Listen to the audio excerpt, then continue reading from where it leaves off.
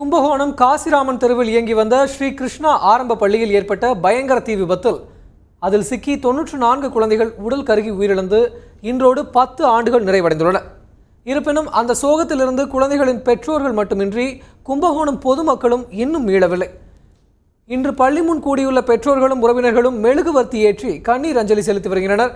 இது பற்றி நமது செய்தியாளர் சிவசுப்பிரமணியனிடம் கேட்கலாம். வணக்கம் சிவசுப்பிரமணியன். தீயில் கருகி உயிரிழந்த குழந்தைகளுக்கு செலுத்தப்பட்டு வரும் கண்ணீர் அஞ்சலி அது பற்றி சொல்லுங்க. மேலும் இந்த வழக்கு உயர்நீதிமன்றத்தில் விசாரணையில் இருக்கிறது, அந்த வழக்கு பற்றியும் சொல்லுங்க. வணக்கம் விக்ரம். உலகையே உலுக்கிய 94 குழந்தைகள் இறந்த 10ஆம் ஆண்டு நினைவு தினம் இன்று கும்பகோணத்தில் அனுசரிக்கப்படுகிறது. உயிரிழந்த பிள்ளைகள் படித்த பள்ளியின் முன்பு அவருடைய பெற்றோர்கள் மெழுகுவர்த்தி ஏந்தி மலரஞ்சலி செலுத்தினர்.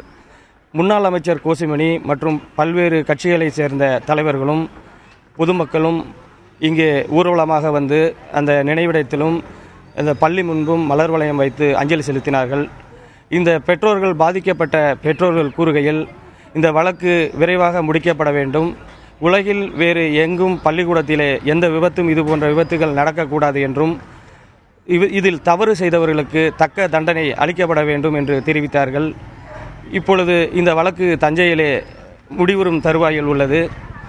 கும்பகோணத்திலே நினைவிடம் கட்டப்பட்டு அங்கு அரசு அதிகாரிகள் பொதுமக்கள் காலை 12 மணி அளவிலே அங்கு அஞ்சலி செலுத்தினார்கள். தற்பொழுது பள்ளி முன்பாக பெற்றோர்களும் இறந்த குழந்தைகளுடைய சகோதரர்களும் சகோதரிகளும் இங்கே உள்ளார்கள். இந்த பள்ளியிலே படித்த சகோதரி அவர்கள் தற்போது நம்மிடம் உள்ளார். அவர்கள் இந்த பள்ளியில் படித்தபோது அந்த தீ விபத்திலே பாதிக்கப்பட்டு தன்னுடைய வலது கை தீயில் கருகியது. சிகிச்சை பெற்று தற்போது இங்கு உள்ளார். அவருடைய நாம் பேசுவோம்.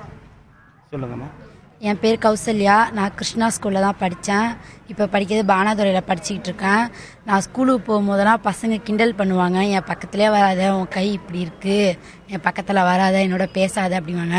எனக்கு ரொம்ப கஷ்டமாக இருக்கும், ஏன்டா இருக்கும்னு தோணும். பேசாமல் 94 பிள்ளையோட 95 போயிடலான்னு நான் ரொம்ப அழுதுகிட்டே இருப்பேன். ரொம்ப கஷ்டமாக இருக்கும். ஏன் ஸ்கூலில் போய் சேர்த்தாங்க. நான் 2 வருஷமாக ஸ்கூலுக்கு போகல. அதுக்கப்புறம் தான் எங்கள் அப்பா சொல்லி தான் நான் ஸ்கூலுக்கு போனேன். அப்போ கூட நான் விருப்பம் கிடையாது. சின்ன பிள்ளைங்களாம் இன்னமும் பயந்து ஓடும்.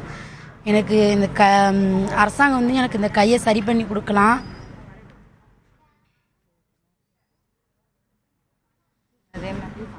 சொல்லுங்கம்மா, உங்களுடைய பொண்ணோட நிலைமை பற்றி நீங்கள் சொல்லுங்கள்.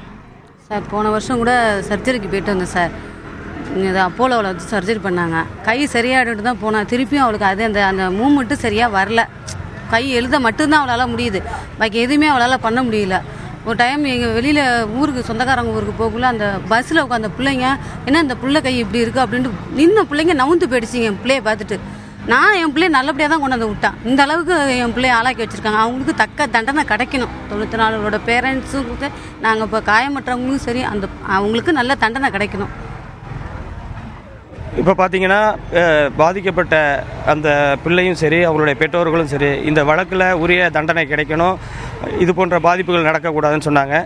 இவர்கள் இன்று மாலை 5-6 மணி அளவில் ஊர்வலமாக 94 அகல் விளக்குகளை ஏற்றிக்கொண்டு ஊர்வலமாக முக்கிய வீதிகள் வழியாக சென்று கும்பகோணம் நகரில் உள்ள மகாமக குளத்திலே அகல் விளக்குகளை இட்டு மோட்ச தீபம் ஏற்றுகிறார்கள். இறுதியாக இன்று மாலை அந்த அஞ்சலி செலுத்தும் நிகழ்ச்சி கும்பகோணத்தில் நடைபெற உள்ளது. சிவசுப்பிரமணியன், அன்று நடந்த சம்பவம் குறித்து அந்த பெண்கிட்டே கேளுங்க. அவங்களுக்கு ஞாபகம் இருக்கிறதா? அவங்க கிட்ட பேச சொல்லுங்களேன். அம்மா, நீங்கள் படிக்கும்போது 3வது படிச்சிங்க இந்த பள்ளியில், அன்றைக்கி என்ன நடந்தது, அந்த சம்பவம் உங்களுக்கு நினைவு இருக்கிறதா? கொஞ்சம் சொல்லுங்களேன். இருக்குது. நாங்களாம் என்னோடய ஃபஸ்ட் ஃப்ளோரு, எங்களெல்லாம் மேலே அழைச்சிட்டு போனாங்க. கீழே இருந்தோம் நாங்கள். அப்போ சென்த்து காட்டுறதுக்காக எங்களை மேலே கூட்டிகிட்டு போனாங்க. மேலே விட்டு 11 மணி போல் என் மேலே தீ பட்டுச்சு. நாங்கள் கத்துனோம், யாரும் வரல. கேட்லாம் வேறு பூட்டி இருந்தது. எங்களால் வெளில வர முடியல. நான் பெஞ்சுக்கு அடியில் போய் ஒளிஞ்சிக்கிட்டேன். என்னால் வெளியே வர முடியல. அன்னைக்கு எத்தனை குழந்தைகள் இருந்தாங்க? நீங்கள் பெஞ்சுக்கு அடியில் படுக்கும்போது மற்ற குழந்தைகள் என்ன பண்ணாங்க, ஆசிரியர்கள்லாம் என்ன பண்ணாங்க, உங்களுக்கு ஞாபகம் இருக்குங்களா? ஆசிரியர்கள்லாம் யாருமே அங்கே உள்ளார இல்லை, பிள்ளைங்க மட்டும்தான் இருந்தாங்க. நான் பெஞ்சுக்கு போய் அடைஞ்சதுனால எனக்கு எதுவும் அவ்வளோவா தெரியாது. என்னோட மாமா பையனை தான் நான் அழைச்சிட்டு போய் என் பக்கத்தில் வச்சுருந்தேன். அவங்களும் இறந்துட்டாங்க. இப்போ என் கூட யாருமே இல்லை. பாதிக்கப்பட்ட அந்த பெண்ணை கேட்கும்போது பழைய சோகங்களோடு கூறி வருகிறார். தற்போது தன்னுடைய சகோதரி இழந்த பெண்ணிடம் இப்பொழுது கேட்கலாம். சொல்லுங்கம்மா, உங்கள் யார் இறந்தாங்க? என்னோட தங்கச்சி பேர் சுஷ்மிதா. அவள் இப்போ 3rd ஸ்டாண்டர்ட் படிச்சுட்டு இருந்தா. நாங்கள் நானே, என் தம்பி, என் தங்கச்சி 3 பேருமே இங்கிலீஷ் மீடியத்தில் தான் படிச்சுட்டு இருந்தோம். அப்போ சத்துணவு கணக்கு காமிக்கணும்னு சொல்லி இங்கிலீஷ் மீடியத்தில் படித்த எங்களை தமிழ் மீடியத்தில் கொண்டு போய் உட்கார வச்சுருந்தாங்க, ஹைட் ஆர்டர் படி. அப்படி உட்காந்துருக்கும் போது தான் 10:45 போல் பிடிக்க ஆரம்பிச்சிச்சு. 11:30க்குள்ளே எல்லாமே முடிஞ்சிருச்சு. ஆனால் நாங்கள் மாடிக்கு போய் எங்களை மிஸ்ஸு சொன்னவங்க முதல்ல மாடிக்கு போங்கன்னு தான் சொன்னாங்க, யாரும் வெளியில் போங்கன்னு சொல்லலை. வெளியில் போங்கன்னு சொன்னால் அந்த டயத்தில் வரத்துக்கு பெரிய கேட்டையும் திறந்து வைக்கல. நாங்கள் அதனால் சின்ன கேட் வழியாக தான் வந்தோம். வெளில பாதி பசங்க வரத்துக்குள்ளே மேலே ஒரு கிரில் கேட் இருக்கும், அதை பூட்டிட்டாங்க. அதனால பாதி குழந்தைங்களால வெளியில் வர முடியலை. இதுதான் அன்னைக்கு நடந்துச்சு. ஒவ்வொரு மாணவிகளும் பழைய சம்பவங்களை நம்மளுடன் பகிர்ந்து கொண்டார்கள்.